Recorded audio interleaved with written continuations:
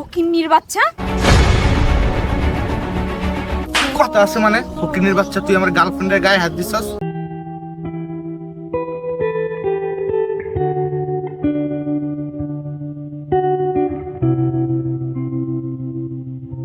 ভাই পানি আছে?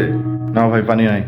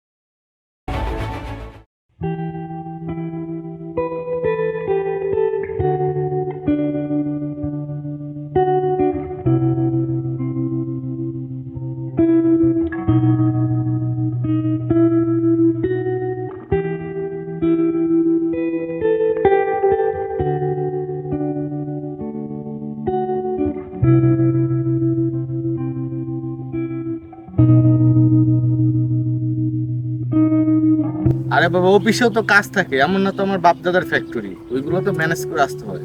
প্রতিদিনই যদি 10 মিনিটের জন্য আসো, আমি কি 10 মিনিটের জন্য বাসা থেকে আসি? অত কিছু বলে বাসা থেকে আসি, তুমি দেখাও 10 মিনিটের জন্য। ফকিন্নির বাচ্চা, 10 টাকাই হয় নাই তোর, এখন আবার 200 টাকার জন্য গুড়গুড় করতেছস, তাও আবার আমার গায়ে হাত দিয়া। ভাই একটু কথা ছিল। কথা আছে মানে? ফকিন্নির বাচ্চা, তুই আমার গার্লফ্রেন্ডের গায়ে হাত দিছস? তোর আমি তখনই চিনা গেছিলাম, তুই কোনো দামদার মতলবে আসছিস। তোমারে বলছিলাম না ওরা 10-5 টাকার ফকির না, 200 টাকা দান্দা হয় না, এদিকে আবার আসছে এখানে। ভাই আসলে আপনারা আমার ভুল বুঝতেছেন। ওই সময় আপুর কাছে একটু সাহায্য চাইছিলাম, আপু আমার টাকা দেওয়ার সময় যে এটা মনে হয় আপনাদের দিনটা ফেলে গেছে, এটা দিতে আসছি। এটা তো তোমার কি?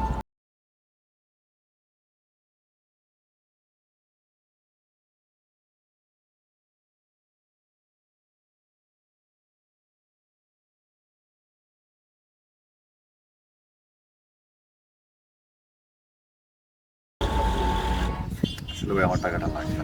না ভাই, রাখো। না না ভাই আমার টাকাটা লাগবে কেন? আসলে ভাই আমার বাড়ি যাওয়ার জন্য ভাড়া ছিল না, তাই আপনাদের কাছে আমি কিছু টাকা সাহায্য চাইছি। আপনারা যে দুর্ব্যবহার করলেন, তারপর ভাই আমি একজন প্রতিবন্ধী মানুষ, আপনার কাছে একটু সাহায্য চাওয়ার পরে আপনি মতলব হয় জ্ঞান এটা ঠিক। আমি তো চাইলে আপনাদের এই আংটিটা বিক্রি করে গ্রামে চলে যেতে পারতাম, আমাদের গরিব মানুষদের কাছে 5,000 টাকা অনেক। কিন্তু আমরা গরিব হতে পারি, খুব ভালো। আচ্ছা ভাই, অনেক কথা বলা হচ্ছে, মনে করবেন না। আর চেষ্টা করবেন, ধনী হোক গরিব হোক ছোট হোক বড় হোক, সবার সাথে মনুষ্যত্ব দিয়ে কথা দেওয়ার জন্য, মনুষ্যত্ব দিয়ে বিবেক বিবেচনা করার জন্য। আমরা মানুষ, বিপদে পড়েই তো মানুষের কাছে যাই, তাছাড়া দরকার হয়েছে।